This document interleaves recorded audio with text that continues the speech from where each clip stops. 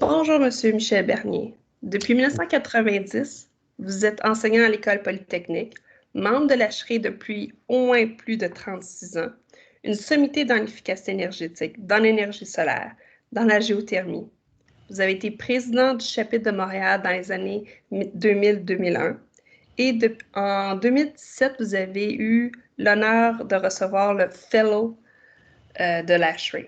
Afin de célébrer le 85e anniversaire du chapitre, et nous voulons immortaliser quelques membres illustres du chapitre, nous voudrions vous poser quelques petites questions. Pouvez-vous nous relater l'évolution de la présence étudiante au chapitre? Merci, Caroline, pour l'introduction d'abord.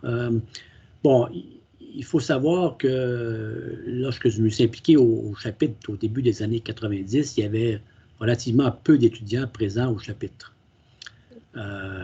Puis, Roland Charneux nous a réunis, les trois profs universitaires responsables des études en mécanique du bâtiment à l'ETS, Poly et Concordia. Et peu grâce à cette réunion avec Roland, on a pu créer des branches étudiantes dans les trois universités. Branches étudiantes qui ont maintenant 25 ans d'âge, il faut le souligner. Et ces branches ont bénéficié d'un fonds de démarrage de la Fondation HE Montréal, qui s'appelait à l'époque le Trust Fund. Ça a permis à ces branches de démarrer. Et de là a émergé les fameuses journées carrières qui sont maintenant bien établies au chapitre. Et il y a aussi les voyages des étudiants au congrès d'hiver d'HE qui sont très populaires. Et ça me fait toujours un plaisir de rencontrer les étudiants au congrès d'hiver d'HE et quelquefois de leur faire visiter l'exposition. C'est une grande fierté pour moi.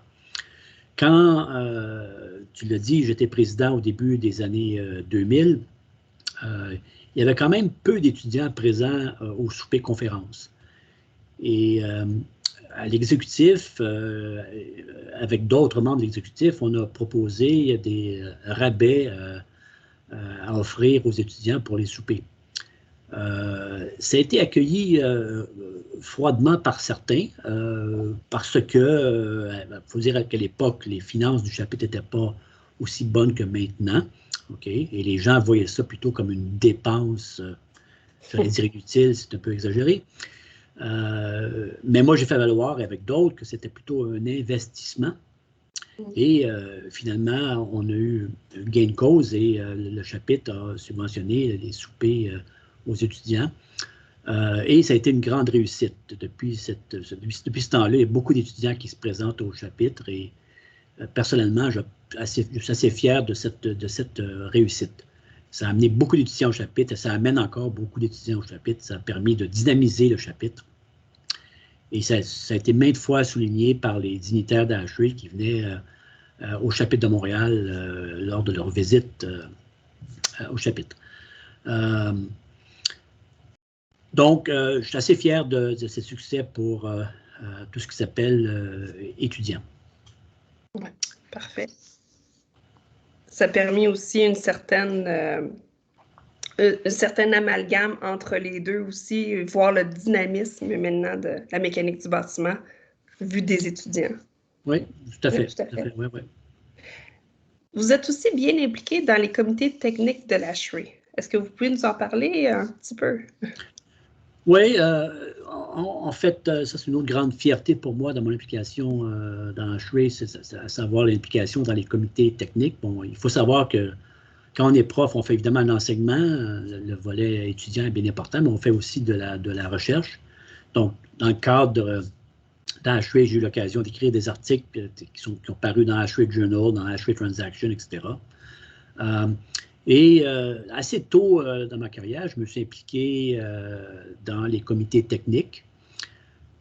Bon, au début, on s'assoit en arrière lors des réunions.